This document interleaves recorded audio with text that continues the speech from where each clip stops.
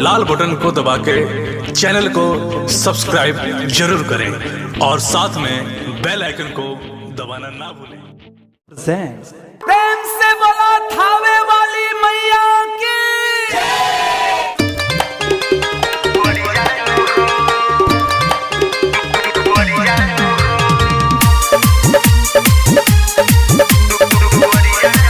Music by Vikesh भोजपुरिया।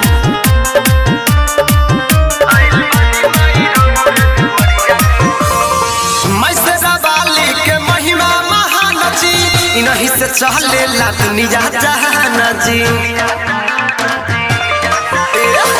मैं से वाली के महिमा महान जी, इन्हीं से चले ला दुनिया जहान जी।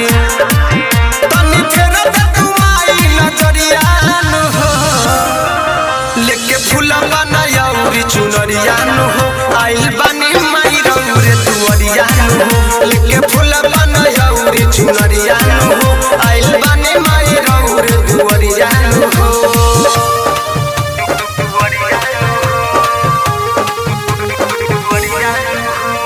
रवि रिकॉर्डिंग स्टूडियो गंगा पीपर ढाका।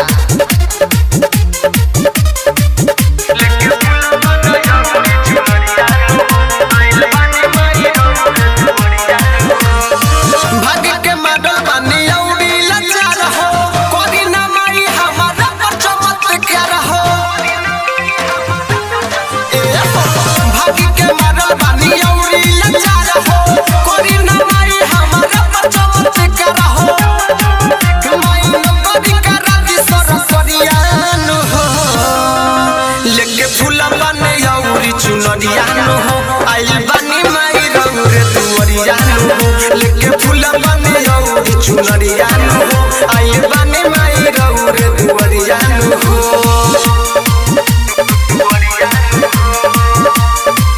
म्यूजिक बाय विकेश भोजपुरिया।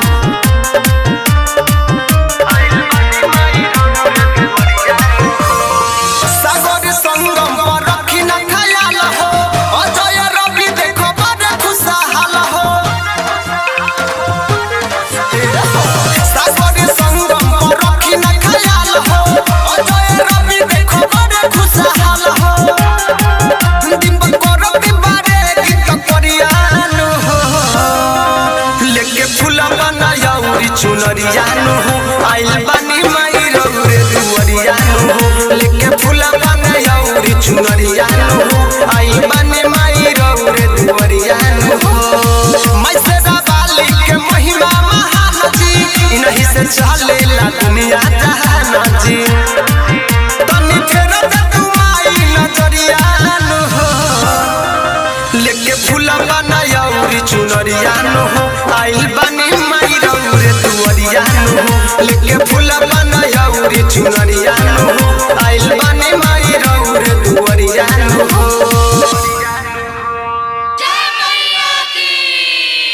रवि डिजिटल रिकॉर्डिंग स्टूडियो गंगा पीपर।